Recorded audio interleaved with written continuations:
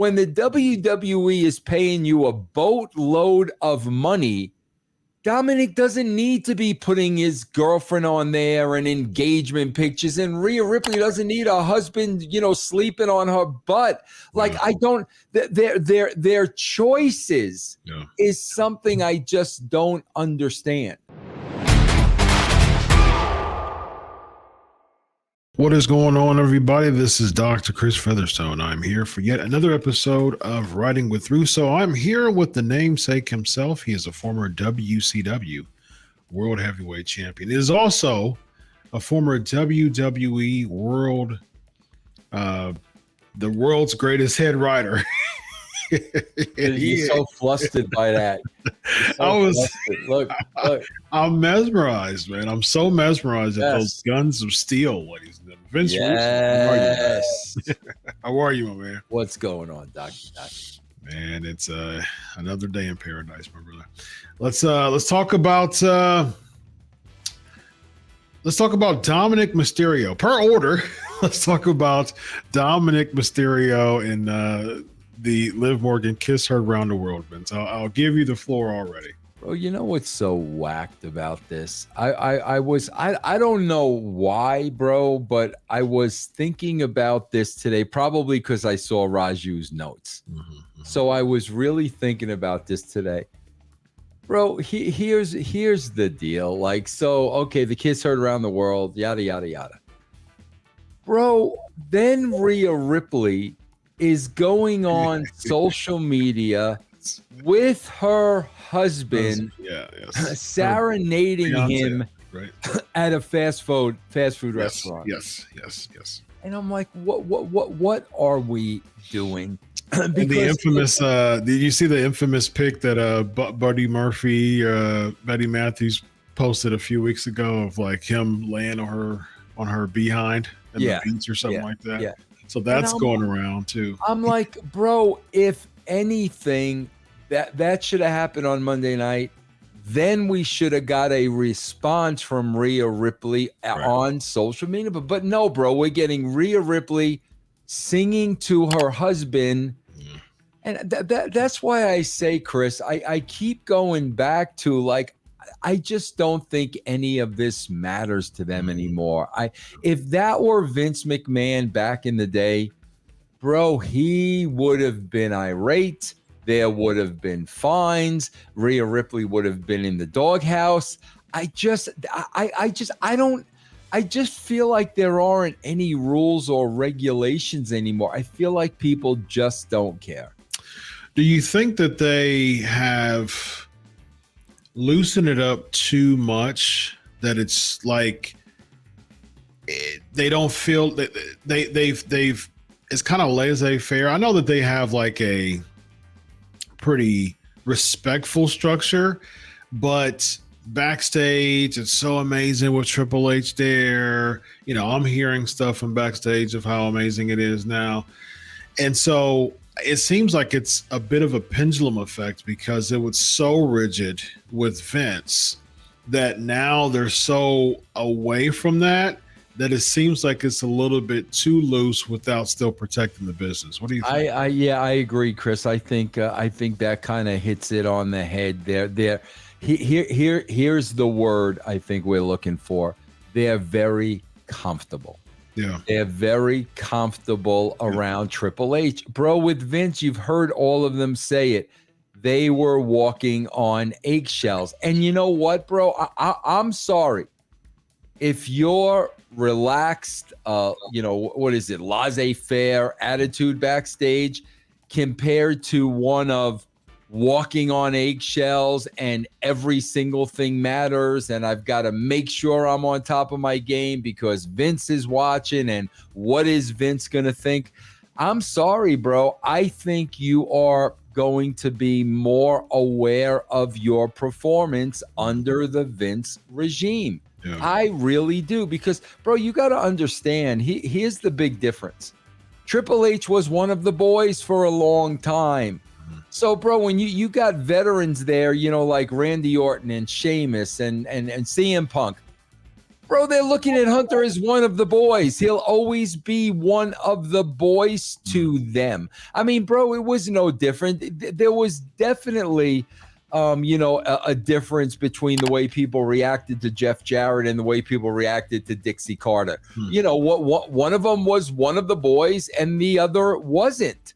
So I really think, bro, I think, Chris, they're just a lot more comfortable.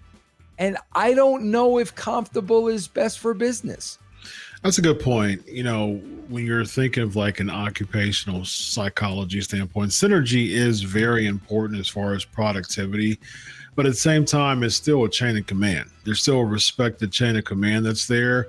Because at the end of the day, Triple H reports to people even higher than him. That's right above the WWE now. So you can't go too far as the laissez-faire. I understand making it making the work environment more palatable and more respectful and more exciting to come to. That does actually increase productivity when it's that type of feel.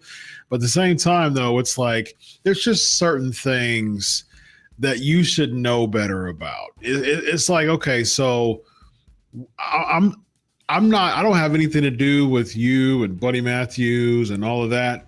But what I do have to do as someone who's over creative is the fact that I want to make this make sense. Now, if pro wrestling is supposed to suspend disbelief and Dominik is, posting married pics and engagement pics, and then Rhea's, posting pics with Buddy Matthews, how do we even know the mommy dynamic even exists? Because at first, if you recall, it was kind of like a main squeeze fling type of thing with the whole mommy thing. But at the same time, the more the pictures of all the I'm with this person and then I'm with Buddy Matthews, it became kind of like dominatrixy mixed with like I'm kind of your pet type of deal. It didn't feel as much heat from Dominik because people kind of the veil was torn, was ripped, so to speak. So we see what's behind, the veil, and we're like, oh, okay, well, he's with someone in a serious relationship. She's with someone in a serious relationship. So it's not a mommy and Dominik type of thing. So I do think it jacks it up. Do you think that has affected this upcoming Liv Morgan storyline in any way? God, Chris, I'm sorry, bro, but I just feel like when you're watching these shows, nobody cares anymore. I'm sorry. Like, that's the way I feel. I mean, people were really invested in, McMahon, Austin. People were invested in Undertaker, Kane. Sure. People were really invested in these stories. I just don't think there is that investment anymore. It's like you said, Chris, I think the interest is in the fan participation. Yep. I think that's number one. I really, bro, that is more important. When we go to the show, what are we going to do? We're going to cheer. We're going to cheer Yeet. We're going to cheer no Yeet. Well, I really feel like that is we're going to sing along with Seth. We're going to sing along. I really feel that is the focus and the most important thing. Yeah. I don't feel like anything else freaking matters. And I got to tell you, I think the talent carries that same attitude because, Chris, listen, let's face it. Dominik Mysterio and Rhea Ripley are not going to be working with the WWE forever. Mm-hmm. So, yes, I think it is very important that they have a social media presence because they're going to need that. They're going to need, like, Matt Cardona now depends on that presence, and he's done great with it. Mm-hmm. They're going to need that. But it's when the WWE is paying you a boatload of money Dominik doesn't need to be putting his girlfriend on there and engagement pictures, and Rhea Ripley doesn't need a husband, sleeping on her butt. Like, I don't. Their choices is something I just don't understand. Yeah, I agree with you there. There's a couple things. One, it's okay. So if you had to protect the business, if people had you had real lives, Austin had a real life, Taker had a real life, but it was a part of the business. Like it's theater, it's cinema, it's sports entertainment, it is pro wrestling, but characters matter when it comes to this. So if you're supposed to, if you're portraying a character, even in public, from a social media perspective, characters still matter right there. You don't just hang your character up. Like I said before, Demi Bennett is not her handle on X. It's Rhea Ripley. So if you're going to be Rhea Ripley, be Rhea Ripley. So it's like, okay, so if you want a Demi Bennett or Demi Bennett private X or whatever it is, cool. Have you and Buddy Matthew picks all the time. But if you're billing yourself and you're branding yourself as Rhea Ripley, this isn't something that this is something that Demi would do. But this isn't something that Rhea Ripley would do. Here's a perfect example. This is exactly what you're saying, Dr. Chris. Think about this. If Rocky Balboa had a Twitter account. Exactly. That Twitter account is not going to be Sylvester Stallone. Correct. It's going to be Rocky's going to be talking about Butkus and Adrian and the whole 9 yards. Now, when he wants to talk about Sylvester Stallone and his 3 daughters and whatnot, okay, I'm going to jump over here and be... Chris, it's not that difficult to manage, bro. I agree 100%, man. Yeah. And regarding the fan participation, it just... I was thinking as you were talking, man, and you bring this up all the time as far as like house shows and just, I was talking about just the psychology of that, in previous conversations. It feels as if, and this is the illustration I've compiled from current WWE, current pro wrestling fans, period. It seems like people who have season tickets to like a game or like a sport or something like that, they're so happy that they have season tickets. They feel like part of the bunch. They're with the concert or even a season tickets to a concert. They've got the whole tour tickets, right? And so they're a part of. They feel like they're a part of the group, of the crowd, and so they engage in all the songs and they engage in all the all the sayings and all that stuff. And so it's like I don't really care about those who are watching. I'm just happy that I have a season ticket, and that's how a lot of pro wrestling fans they're like. They just feel like they're one of the season ticket holders, and they come in with a bunch of season ticket holders and they just have fun at the house, at the show, so to speak. And it seems like a lot of the content is written like that. But if you think about it, though, the content isn't like you're going to a concert or you're going to a show and you're asking the season ticket holders, okay, what's your favorite songs? Okay, cool. I'll play this. I'll play that. I'll play this. And it's like, okay, but what about the audience? Like, you're not necessarily playing your hits, so to speak, all of your hits that the audience would like. You're just playing the songs that the season ticket holders, like the VIP ticket holders. Chris, this is what you're saying. This is exactly what you're saying. And I got to keep making these entertainment references because it's just much more easier to understand. Here's exactly what Dr. Chris is saying. Bro, the Grateful Dead. Mm-hmm. Their fan base, their hardcore fan base will call the Deadheads. Mm-hmm. Bro, the Deadheads followed them to every concert. Mm-hmm. Literally, there was a caravan going from Chicago to Detroit to Cleveland. The Deadheads, they went to every show. Bro, the Grateful Dead did not cater to the Deadheads. They loved the Deadheads. They embraced the Deadheads. But like you said, bro, when they put on a concert, They were not catering to those deadheads. They were catering to the thousands and thousands and thousands of people who came. Yes. The WWE is catering to those deadheads, bro. Yep. And they've 100%. been doing it for a very, very, very long time now. Yeah. The deadheads are going to come regardless. Yes. It doesn't matter.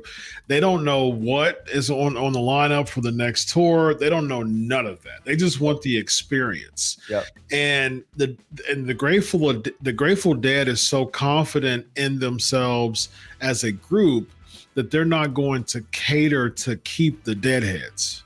Right. Because they know the deadheads are going to stay. Right. They're catering for the outside audience, for the ones who like them, that want a good experience overall. It doesn't matter what the deadheads are going. They're just happy to be there. They just want to be there. They want to be a part of the experience. And unfortunately, a lot of pro wrestling fans now are essentially deadheads. But from a business standpoint, they're catering to the deadheads instead of the audience that's going to take the experience away and have a better critique of, yeah, they didn't play this, they didn't play that. Those are the ones that you need to cater to. And, and Chris, that was my whole philosophy. That's why the Attitude Era was successful. But, bro, here's the weird thing, Chris. You and I, we have sports teams, we have artists, we have entertainers that we want to support. Mm-hmm. Like, bro, like to this day, if Kiss came out with a new album, okay, I literally, bro, I would still buy that album because I know, listen, man, I've been a fan of this band my entire life. I want to support them. I want to give them my money. Mm-hmm. And that's what wrestling fans are doing. I want to buy the t-shirt. I want to buy this. I want to buy the package to go over to the UK. That's what they want to do because they love it so much. Yep. And it is such a big part of their life. They want to support it. And they want to, whether it's cash, whether it's buying a ticket, whatever it is. And it's just so weird because, like you said, the WWE does not need to cater to those people. Right. They're supporting it because they want to. So take their money, let them support you. But I don't know why you would cater to that fan base. Yeah, I think it's just a lack of confidence that they're going to lose them. And like if you don't have enough confidence that you're going to lose your core base, that you have to cater to them and just shell out content over and over again, that's not a really good sign of the confidence of your product overall, man. I think I disagree with you on that. Okay. What I think, Chris, is it's easy. It's easy. You don't think they have a confidence in their core audience enough? Bro, I think even with the ratings? It is so easy to cater to the marks and so hard to get a new fan. It is hard to get a new fan. Yeah. And that's what I think. I think that is, to me, that's the lackadaisical attitude. It is so easy to get these people over here. Mm-hmm. But if we really want to get these people over here, we really have to work. And that's, I think it's easy. I just think it's a cop-out, bro,